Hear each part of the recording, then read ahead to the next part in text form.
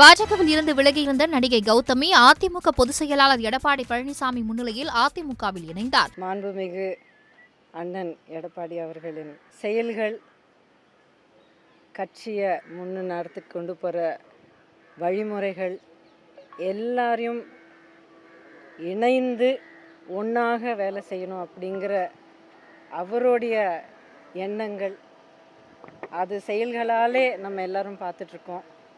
இது எல்லாமே என்னை கவர்ந்தது.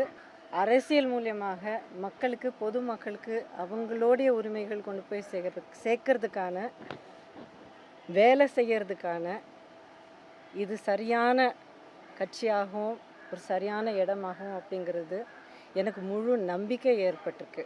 அதிமுகவில் அண்ணன் எடப்பாடியார்களின் முன்னிலையில் இன்றைக்கி கட்சியில் சேர்ந்தது எனக்கு ரொம்ப சந்தோஷமாக இருக்குது.